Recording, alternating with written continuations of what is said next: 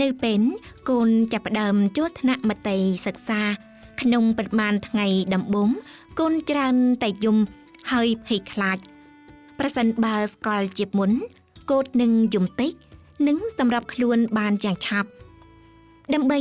ឲ្យកូនទៅសាលារៀនដោយចិត្តសប្បាយរីករាយឪពុកម្ដាយត្រូវបង្រៀនកូនអំពីបបនិនដែលកូនត្រូវការមុនពេលទៅសាលារៀនបង្រៀនកូនឲ្យចេះនិយាយឬបង្ហាញពីតម្រូវការរបស់ខ្លួនហាត់ឲ្យកូនធ្លាប់នឹងការនៅឆ្ងាយពីឪពុកម្ដាយបន្តិចម្ដងប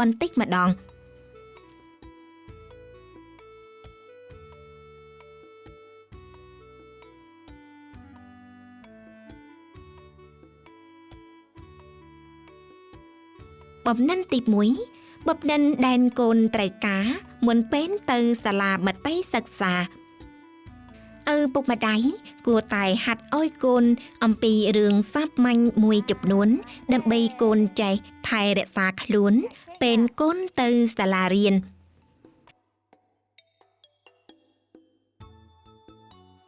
ចាយប្រើពែងផឹកទឹកចែកញ៉ាំខ្លួនឯង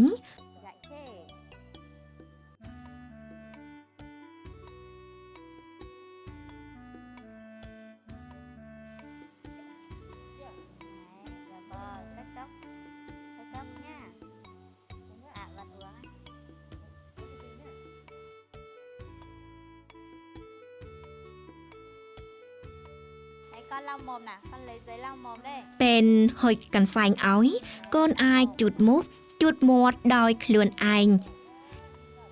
Con bỏ dép ra nè, cất dép để ở kia kìa. ចែកដោះស្បែកជើងមួកនិងអាវក្រៅដោយខ្លួនឯងចែកតូបស្បែកជើងកាបូបស្ពាយនៅត្រង់កន្លែង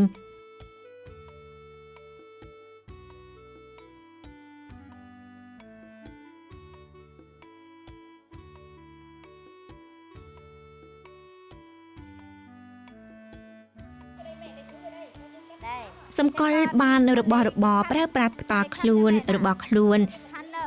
cất vào túi nhá, áo nữa. Còn một áo nữa.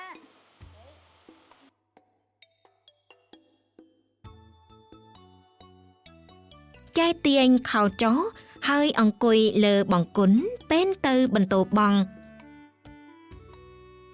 បណ្ដាបបនិនតូចៗទាំងនេះជួយកូនឲ្យកាន់តែមានទំនុកចិត្តនឹកងាយស្រួលសម្រាប់ខ្លួនក្នុងបរិស្ថានថ្មីដោយមិនពឹងផ្អែកលើអ្នកគ្រូច្រើនពេកបបនិនទី2បង្រៀនកូនឲ្យចេះនិយាយចេញពីតម្រូវការរបស់ខ្លួនពេលទៅសាលារៀនកូនត្រូវចេះបង្ហាញពីអារម្មណ៍និងតម្រូវការរបស់ខ្លួន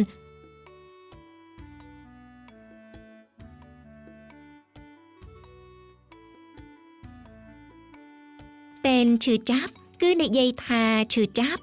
ឬចង្អុលទៅកន្លែងឈឺពេបយំដើម្បីឲ្យអ្នកគ្រូជល់កូនឃ្លានគឺនិយាយថាឃ្លានឬម៉ាំដោយចង្អុលទៅពោះពេលស្រេកទឹកគឺនិយាយថាស្រេកទឹកឬកាន់ពេងចង្អុលទៅកន្លែងដែលមានទឹកពេលឈឺឬហេវហត់កូនស្ទាតថ្ងាសឬនិយាយថាឈឺពេលចង់ទៅបន្ទោបង់កូនចង្អុលទៅបន្ទប់អនាម័យហើយអោបប្រដាប់ហេតុរបស់ខ្លួនគួរបង្រៀនឲ្យកុមារឲ្យនិយាយទាំងភាសាកំណើតហើយនិយាយម្ដងទៀតដោយភាសាជាផ្លូវការគឺភាសាពាក្យដូច្នេះពេទ្យនៅថ្នាក់រៀនអ្នកគ្រូនឹងយល់ថាកូនត្រូវការអ្វីហើយកូនក៏មានអារម្មណ៍សុវត្ថិភាពជាងបបនិនទី3ហាត់ឲ្យកូនធ្លាប់នឹងការទៅរៀនឪពុកម្ដាយតែងតែនិទានរឿងឬអានសៀវភៅអំពីការទៅរៀនយ៉ាងសប្បាយ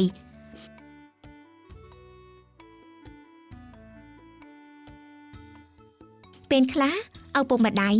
នាំកូនទៅសាលាមត្តេយ្យដើម្បីមើលលេង និងស្គាល់ជាមួយមិត្តដទៃទៀតឪពុកម្ដាយរៀបចំកាបូបស្ពាយឲ្យកូនហើយបិទឈ្មោះកូនពីលើ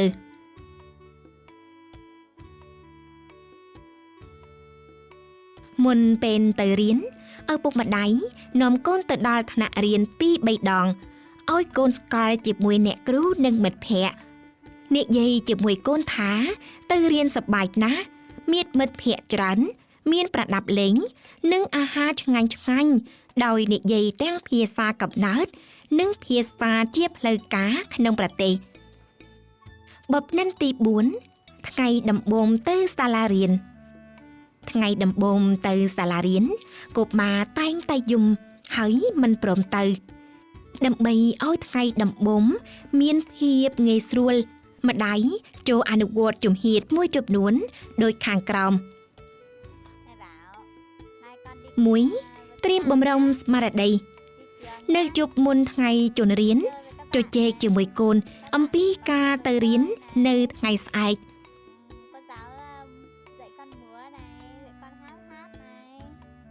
Vui nha. 2. ភ្ញាក់ពីព្រលឹមនិងញ៉ាំអាហារពេលព្រឹកដាក់កូនឲ្យភ្ញាក់ពីព្រលឹមដើម្បីមានពេលវេលាគ្រប់គ្រាន់សម្រាប់រៀបចំជួយកូនអនាម័យផ្ទាល់ខ្លួនស្លៀកពាក់និងញ៉ាំអាហារគ្រប់គ្រាន់ 3. ទៅសាលារៀនជាមួយកូន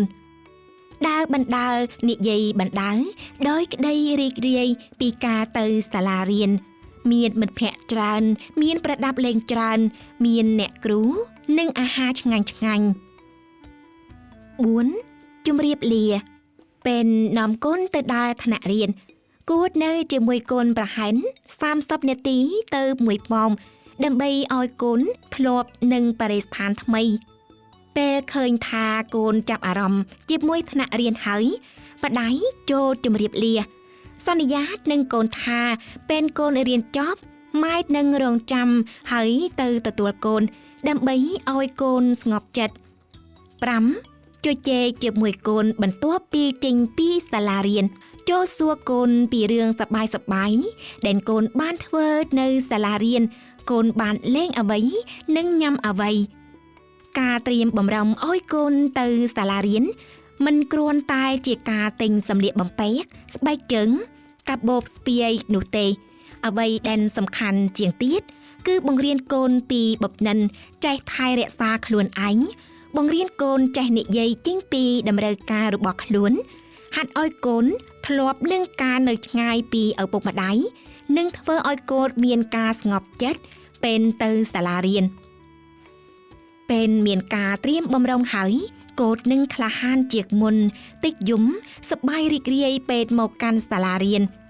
ឪពុកម្ដាយស្ងប់ចិត្តកូនក៏សប្បាយចិត្តផងដែរ